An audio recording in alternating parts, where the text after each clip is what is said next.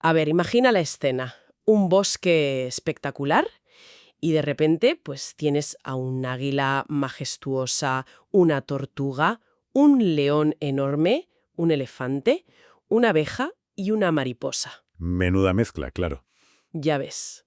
Y todos gritándose unos a otros, en medio de una discusión monumental sobre quién de ellos es el más listo o el mejor preparado para enfrentarse a la vida. Una batalla de egos en toda regla. Totalmente. Y de repente, en medio de todo este caos salvaje, aparece un señor extravagante. Con un turbante, ¿no? Exacto, con un turbante rojo desproporcionado y montado en un burro. Se baja con calma, los mira a todos y les dice, bueno, básicamente que están perdiendo el tiempo, que están equivocados de raíz. Ostras, es que es una imagen de apertura fantástica para el material que analizamos a fondo hoy. Desde luego. Porque, a ver, lo que parece el inicio de un chiste clásico o el arranque de una fábula infantil muy simple es en realidad la puerta de entrada a uno de los marcos estratégicos más profundos que hemos revisado últimamente. Es completamente contraintuitivo, la verdad. O sea, cuando buscamos mejorar nuestra resiliencia o, no sé, entender la estrategia vital o gestionar el estrés, pues solemos recurrir a tomos pesados de filosofía académica. Claro, o a los típicos manuales corporativos. Eso es. Pero el documento de hoy rompe todos esos esquemas. Se titula Cuento cómo vivir la estrategia Nasruddin Santi. Y fíjate, está dedicado explícitamente a Santi, un explorador de 9 años. Y ese es precisamente el gran truco del autor. Disfrazarlo. Exacto.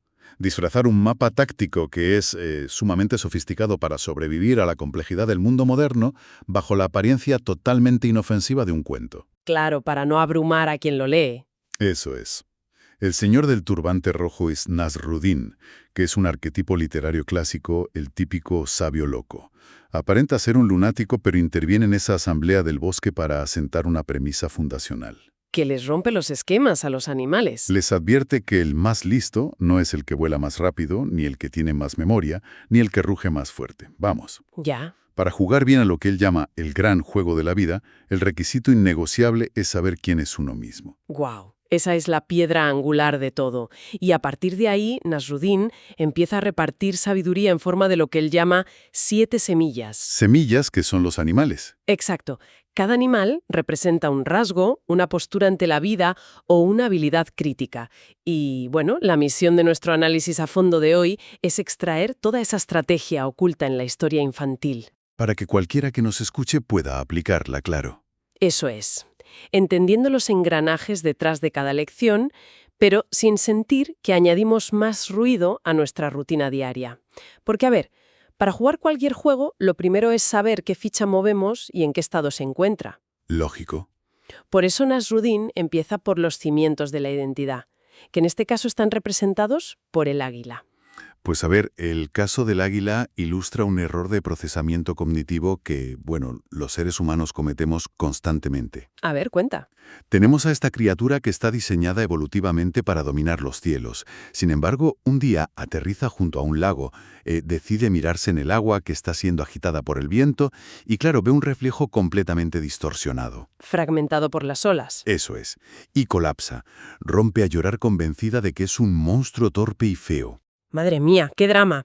Nasruddin entonces se acerca y le hace ver el absurdo de la situación, ¿verdad? Claro. Le dice que está confundiendo un reflejo temporal, alterado por factores externos que no puede controlar, en este caso el viento, con su verdadera naturaleza. Ya. La verdad objetiva es que, cuando despliega las alas, tiene la capacidad de verlo todo desde las alturas. Esa capacidad es su verdadera identidad, no la imagen deformada del charco. Pero claro, vamos a frenar un momento y trasladar esto al mundo real. Bajemos al barro. Venga. Porque es muy fácil decirle a alguien en un libro que ignore el reflejo falso, pero en la vida adulta ese viento son las críticas injustas en el trabajo. O la presión de las redes sociales. Totalmente. O un fracaso financiero temporal. Entonces, ¿cómo sugiere el texto que desactivemos un ruido externo que parece tan real y doloroso en ese preciso momento? Pues fíjate, el texto no propone ignorarlo mágicamente, sino contrarrestarlo con una acción física de anclaje. Ah, interesante. ¿Cómo lo hace? Por un lado, Nasruddin le exige al águila que cuide sus alas. Utiliza la metáfora del cuerpo como un vehículo primordial. Si el cuerpo físico, la maquinaria, está agotado por falta de sueño o mala alimentación, pues la percepción psicológica se nubla inmediatamente. Claro, y nos volvemos vulnerables al reflejo distorsionado. Exacto. Las alas son el motor de la identidad. Y por otro lado le asigna una misión psicológica muy, muy concreta. Que es lo de mirarse al espejo, ¿no? Eso es, mirarse al espejo durante 7 días y afirmar en voz alta, yo soy un explorador solar, dibujando una estrella en un cuaderno. O sea, es como un intento deliberado de sobreescribir el código base de la autoestima. Literalmente. Si uno repite una verdad intrínseca suficientes veces de forma consciente, pues el ruido externo pierde volumen de impacto. Totalmente de acuerdo. Y me parece fascinante porque una vez que el águila tiene clara su identidad estática, el texto nos dice que eso no basta. O sea, hay que moverse en el espacio y en el tiempo. Hay que ejecutar. Hay que pasar a la acción. Claro. Y ahí es donde entra una figura que contrasta radicalmente con el águila majestuosa, que es la humilde tortuga. El salto narrativo aquí es brillante. Pasamos de la visión panorámica y elevada del águila a la trinchera del barro constante con la tortuga. Que encarna la semilla de la voluntad. Eso es. En la historia vemos al clásico conejo hiperactivo burlándose cruelmente de la lentitud de la tortuga. Pero la respuesta de la tortuga no es discutir. Ni indignarse. Para nada. Su respuesta es dar un paso y luego otro. Vale, vamos a desgranar esto, porque si trasladamos esto al comportamiento humano moderno, la tortuga es básicamente la encarnación biológica del interés compuesto. ¡Ostras! ¡Qué buena analogía! Es que Nasruddin da una fórmula que es matemática pura, ¿sabes? Un paso hoy más un paso mañana equivale a llegar lejísimos sin apenas darse cuenta. Total. Aunque debo admitir que esto choca frontalmente con la cultura del esfuerzo heroico y el agotamiento que nos venden a diario. Ya, la cultura del ajetreo. Sí, parece que si uno no se levanta a las 5 de la mañana para emprender un proyecto gigantesco a base de pura cafeína y sufrimiento, pues no tiene fuerza de voluntad. Y ese es precisamente el mito tóxico que Nasruddin destroza con la tortuga. ¿Cómo lo argumenta el texto? Pues el texto detalla el mecanismo por el cual el conejo fracasa. A ver, corre tan rápido impulsado por un pico de motivación extrema que cuando esa emoción se evapora, colapsa. Porque a nivel neurológico la motivación siempre es efímera, claro. Exacto. Colapsa por agotamiento, se sale del camino y se pierde. Lo fascinante aquí es que la genialidad de la tortuga radica en la frecuencia, no en la intensidad. O sea, la disciplina de Doña Tortuga. Exactamente. La voluntad no es un don mágico que desciende del cielo. Es un músculo que se atrofia si se le exige un sobreesfuerzo repentino, pero que crece con la fricción mínima diaria. Pequeño, constante y todos los días. Así es. Por eso la misión asociada a esta semilla es tan reveladora. Propone dedicar únicamente 10 minutos al día durante 21 días a aprender algo nuevo. Claro, porque 10 minutos es una barrera de entrada tan absurdamente baja que la mente no puede generar excusas para evitarlo. Es que es imposible fracasar. Totalmente. Y al obligarnos a hacerlo a diario, creamos la red neuronal del hábito. Es como construir un muro poniendo un solo ladrillo al día, en lugar de intentar levantar el edificio entero en un fin de semana. Una metáfora perfecta. Bien, pues hasta este punto tenemos una identidad sólida y una maquinaria que avanza inexorablemente paso a paso. Pero, a ver, cualquiera que haya intentado mantener un buen hábito sabe que pronto aparecen los saboteadores internos. La frustración, la ira, el caos mental. Exacto. Momentos donde perdemos los papeles por completo. Y el bosque de Nasruddin tiene el representante perfecto para este problema, que es el león. Y así entramos en el terreno del quilma interior. El león aporta la semilla del sentir, o sea, de la gestión de las emociones. El rey de la selva. El rey indiscutible, sí. Posee una fuerza física descomunal, pero irónicamente es un esclavo absoluto de su propia reactividad. Wow. El texto lo describe explotando y pegando rugidos aterradores por cualquier nimidad, para casi inmediatamente después sentirse profundamente avergonzado y agotado por su propio berrinche. Es la radiografía perfecta de lo que en psicología se llama el secuestro de la amígdala. Justo eso. Es ese instante en el que la parte más primitiva del cerebro detecta una amenaza irreal, toma el control del volante y bloquea el pensamiento racional por completo. Sí, cuando la emoción te ciega. Claro, uno explota de ira en medio de una reunión de trabajo o levanta la voz en casa y a los 5 minutos, cuando el cerebro frontal vuelve a encenderse, se pregunta, madre mía, ¿por qué demonios he dicho eso? Perspectiva muy pragmática. Nasruddin le señala al león un hecho obvio, pero invisible, en medio de la ira. A ver, ¿cuenta?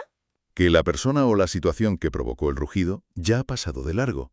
O sea, ya ni siquiera está presente, pero el león sigue desgastando su propia energía rugiendo al aire. Ya, peleando con fantasmas. Exacto. Y la solución mecánica que le ofrece es cambiar la metáfora mental a través de la respiración consciente. Le explica que nuestra consciencia es como el cielo azul, inmensa, permanente e inalterable, y que las emociones fuertes, como la ira o el miedo, son simplemente nubes negras que lo cruzan. Ostras, esa imagen genera una distancia de seguridad inmediata, ¿eh? ¿Verdad que sí? Claro, si uno asume que es la nube negra, pues se siente arrastrado y obligado a destruir todo a su paso. Pero si uno entiende que es el cielo, sabe que la tormenta pasará inevitablemente si simplemente la observa. Eso es dejar que la nube pase. Y para anclar esto en la práctica, la misión del león es el llamado Diario del Cielo Azul. Anotar cada noche 3 cosas buenas que pasaron en el día y un aprendizaje. A primera vista suena al típico consejo de autoayuda de taza de café, ¿no? Ya te digo. Pero sospecho que hay una reprogramación más seria operando detrás de esto. La hay, y tiene una base neurológica importante. Ah, cuéntame más. Nuestro cerebro posee un sesgo de negatividad evolutivo. O sea, estamos programados para recordar el peligro, el insulto, lo que salió mal, porque antiguamente eso garantizaba la supervivencia. Claro, que no te comiera un depredador. Positivas. Estamos obligando literalmente a la mente a rastrear el entorno buscando bondad. ¡Qué bueno! Es un entrenamiento activo de la atención. Y rompe el ciclo reactivo del león al crear un espacio de pausa donde se valora la calma por encima del conflicto. Tiene muchísimo sentido. Sin embargo, a ver, estar tranquilos y ser dueños de nuestras emociones no es suficiente para navegar por un mundo complejo. No, claro que no. Es decir, uno puede estar muy sereno, muy cielo azul, y aún así tomar decisiones financieras o vitales desastrosas por pura falta de conocimiento y análisis. Totalmente cierto. Y aquí es donde la historia da un giro del mundo emocional al intelecto puro, con la aparición del elefante. El elefante representa la mente y es el guardián de la memoria. Hay un punto crucial en la historia cuando llega una sequía severa y todos los animales entran en pánico ciego. Y ahí es donde el elefante destaca. Sí, porque es el elefante quien recuerda dónde hay un río subterráneo oculto y qué tipo de raíces son comestibles. Salva a toda la comunidad. Y no usando la fuerza bruta del león. Ni la visión del águila. Lo hace gracias a su capacidad de almacenar, procesar y aplicar datos del pasado en el momento presente. Y aquí es donde la cosa se pone realmente interesante. Porque Nasruddin hace una afirmación asombrosa sobre el elefante. Sí. Dice que es capaz de aprender de la historia sin tener que sufrirla en carne propia. Que se dice pronto. Claro, si desgranamos esta idea, es un atajo espectacular para la vida diaria.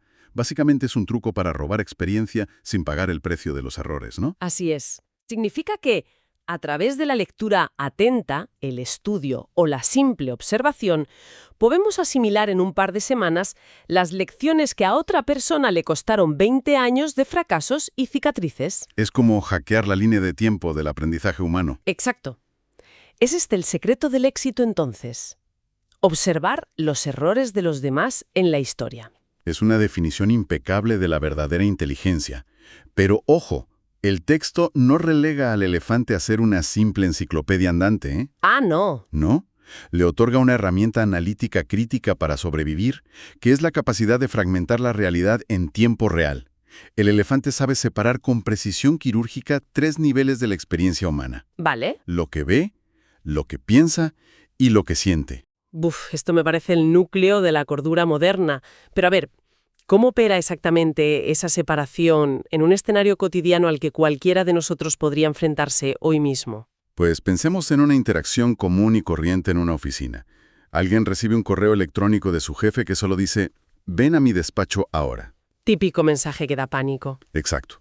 Lo que ve esa persona son 5 palabras en una pantalla brillante, nada más.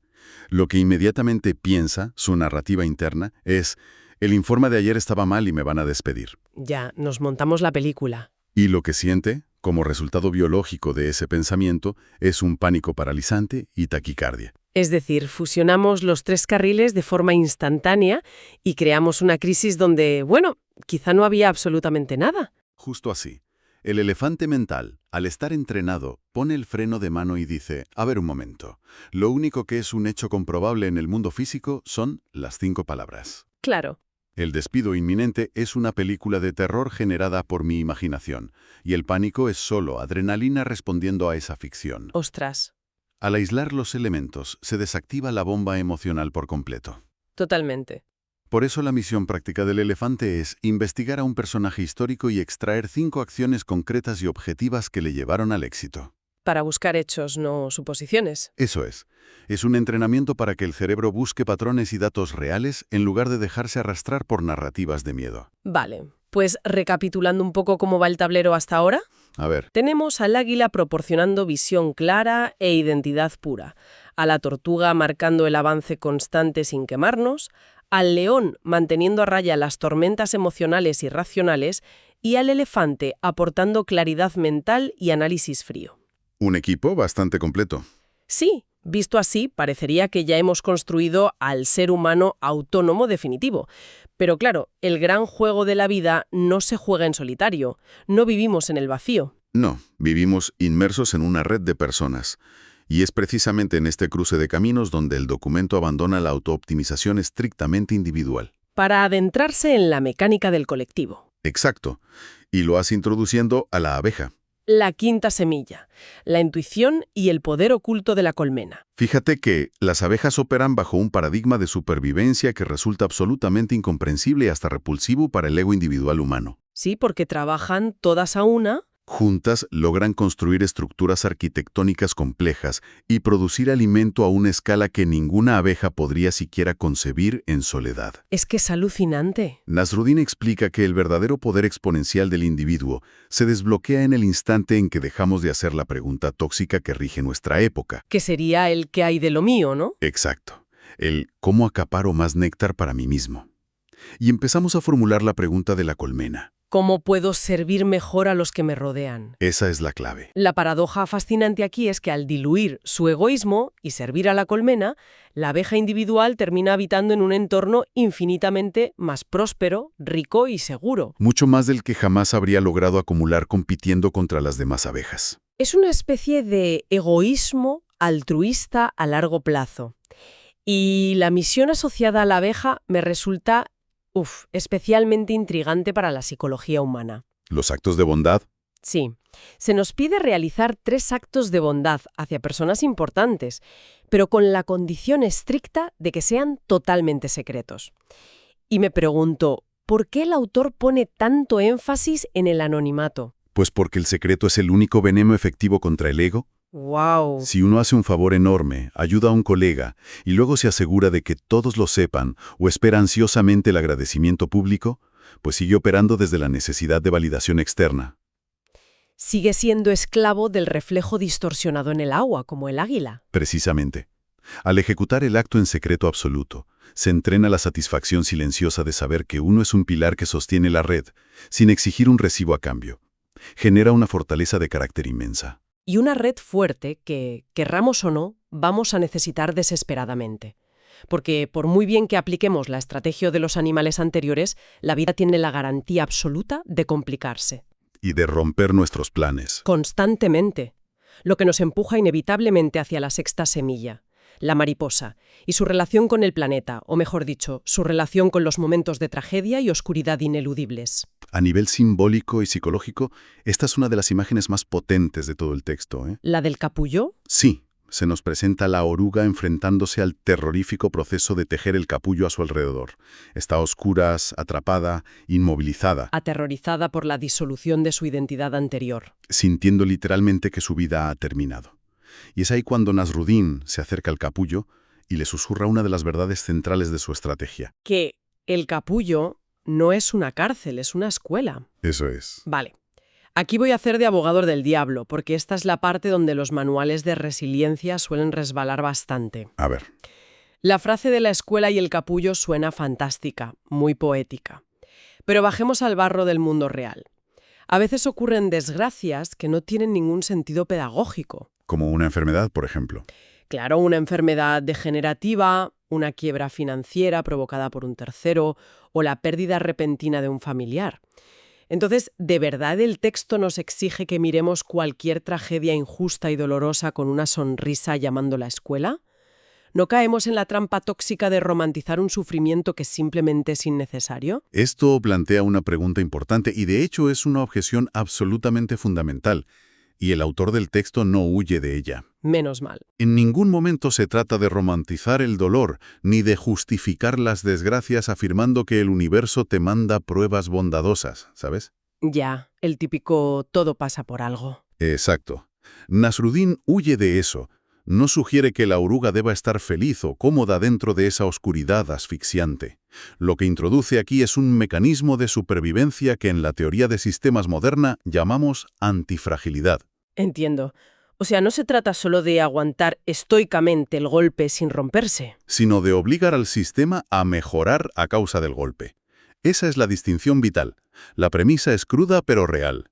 Cuando la adversidad extrema e injusta golpea a tu vida, el capullo ya está construido a tu alrededor. Estás atrapado. No lo elegiste. Huele mal, es oscuro y es profundamente doloroso. El debate sobre si es justo o no, a esas alturas ya no importa. Claro. La única cuestión relevante es, bueno, ¿qué vas a hacer con tu mente mientras estás atrapado ahí dentro? Ya veo por dónde va. La actitud antifrágil, la vía de la mariposa, consiste en negarse a aceptar el rol pasivo de víctima destruida por las circunstancias. Y obligarse, casi con rabia te diría, a hacer una pregunta activa. ¿Qué es? ¿Qué musculatura nueva, qué paciencia, qué recurso o qué empatía puedo extraer de este infierno para asegurarme de salir de aquí con alas? Ostras, es un cambio de marco de referencia revolucionario. No significa que el dolor no desgarre o que tengamos que darle las gracias al evento traumático. Para nada. Significa que, ya que uno está pagando el peaje carísimo e involuntario del sufrimiento extremo, pues es una obligación estratégica saquear ese dolor, por así decirlo, para llevarse a cambio la sabiduría y la resistencia que lo harán más formidable en el futuro. Exacto. La transformación escuece siempre. Por ese motivo, la misión asignada a esta semilla es un ejercicio de digestión del pasado. Escribir sobre un momento difícil, ¿no? Sí, escribir de forma detallada sobre un momento de sufrimiento grave que uno ya haya logrado atravesar y sobrevivir, forzándose a identificar específicamente qué nueva herramienta o perspectiva vital se adquirió única y exclusivamente gracias a haber librado esa batalla en la oscuridad. Madre mía, menudo recorrido mental hemos hecho. Empezamos mirándonos confundidos en el borde de un lago y hemos terminado sobreviviendo a la oscuridad paralizante del capullo. Un viaje intenso. Sí.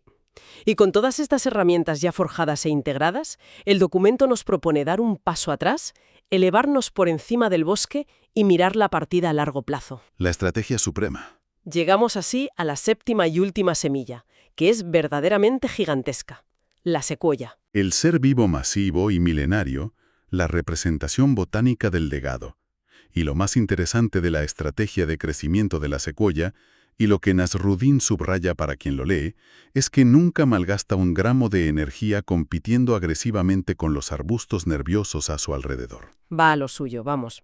Se limita a crecer de forma constante, milímetro a milímetro, absorbiendo nutrientes y buscando la luz solar.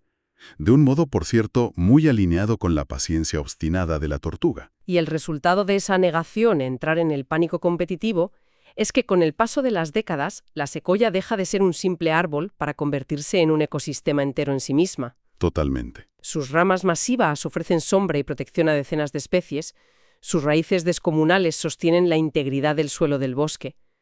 Vamos, que no es un logro egocéntrico. Es un monumento vivo que nutre a su entorno. De ahí que su misión sea redactar una carta profunda al yo del futuro, fechada a 10 años vista.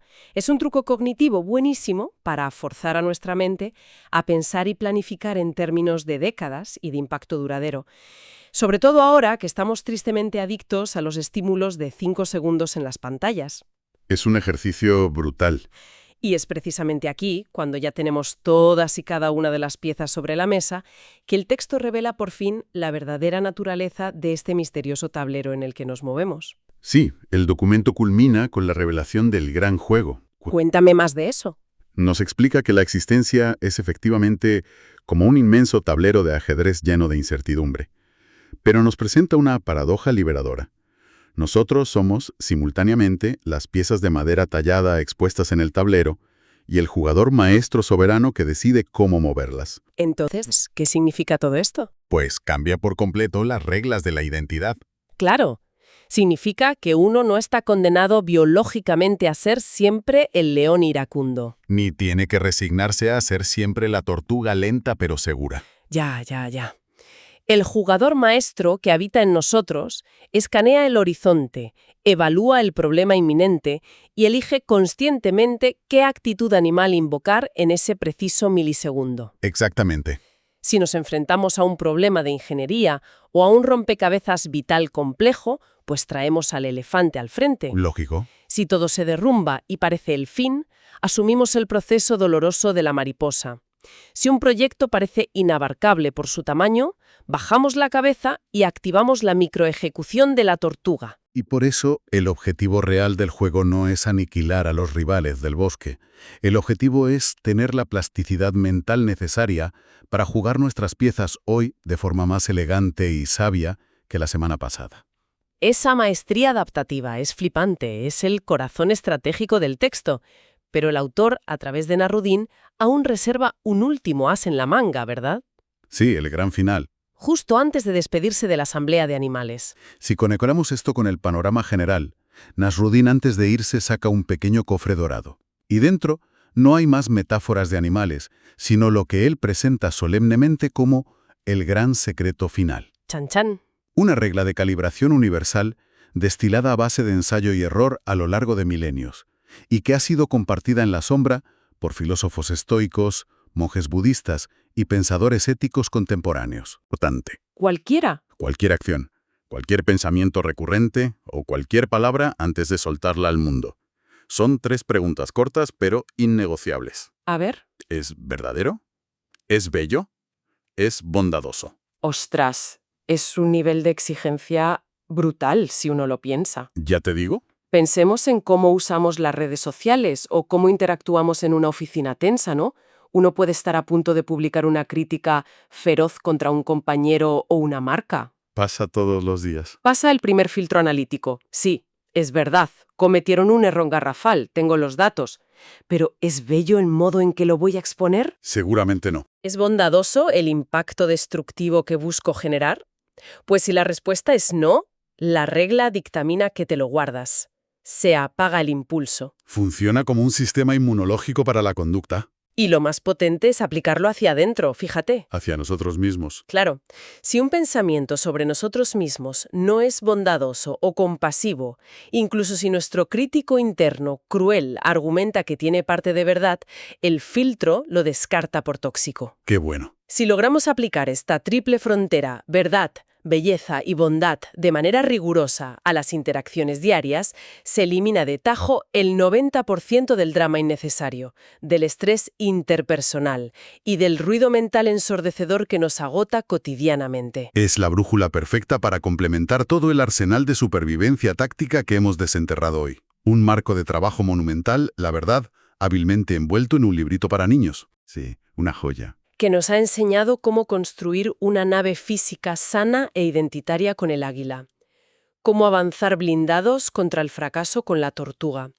cómo desactivar las bombas de relojería emocionales con el león y el elefante. Fundamental eso. Cómo tejer redes indestructibles con la abeja, cómo extraer un valor incalculable del trauma más oscuro con la mariposa. Y finalmente, cómo pensar en el horizonte lejano del legado con la secuoya. Sin duda alguna, conforma una arquitectura mental formidable para cualquier persona dispuesta a ordenar el caos de su propia estrategia vital. Y sin embargo, a pesar de toda esta profundidad analítica, me gustaría cerrar este análisis a fondo rescatando un detalle marginal de la historia original. ¿Ah, sí? Sí, un apunte casi periférico, minúsculo, que ocurre en la última página del texto y que, confieso, me dejó completamente descolocada durante la lectura. ¿Es a la escena final de la despedida en el bosque? Exactamente ahí. Nasruddin da sus últimas instrucciones al grupo, se sube tranquilamente a su burro y se prepara para desaparecer en la oscuridad de la noche. Sí. ¿Recuerdo la escena? El texto se vuelve muy descriptivo en ese punto. Relata cómo la luz de la luna baña el bosque en absoluto silencio y menciona, así como quien no quiere la cosa, que el burro de Nasruddin estaba ronroneando. Ronroneando. ¿Sí? Como si fuera un gato gigante de cientos de kilos. Y justo en ese punto el autor rompe la cuarta pared, hace un inciso explícito en el texto y le aclara al lector que esto no es una licencia poética, sino un hecho zoológico real y contrastable. Ostras. Resulta que los burros, cuando experimentan un estado de felicidad muy profunda, segura y libre de estrés, emiten un sonido vibratorio gutural que es virtualmente idéntico a un ronroneo. Madre mía. No nos cuenta nunca en la escuela. Es un destello de excentricidad maravilloso que logra anclar toda la seriedad del tratado de vuelta en la capacidad de asombro. Y creo sinceramente que ese es el golpe maestro definitivo del documento. Vivimos crónicamente sumergidos en nuestras preocupaciones de adultos serios, marchando deprisa convencidos de que ya entendemos las reglas de cómo funciona el mundo. Asfixiados por agendas y métricas de rendimiento. Exacto. Pero si resulta que llevamos toda nuestra historia compartiendo este planeta con mulas y burros que ronronean de pura felicidad y la inmensa mayoría de nosotros hemos vivido toda nuestra vida sin darnos cuenta de algo tan mágico y enorme, pues deja una pregunta inquietante y preciosa flotando en el aire. ¿Cuál? ¿Qué otros milagros absurdos, qué otros mecanismos fascinantes, qué otros detalles extraordinariamente bellos y completamente ciertos de nuestro propio entorno nos estamos perdiendo a diario simplemente porque hemos olvidado observar la realidad con la curiosidad atenta, humilde y bien despierta de un explorador de 9 años? Una pregunta espléndida para llevarnos hoy a la almohada. Pues sí, y con esa reflexión lo dejamos por hoy. Para quienes nos escuchan, a mantener los ojos bien abiertos.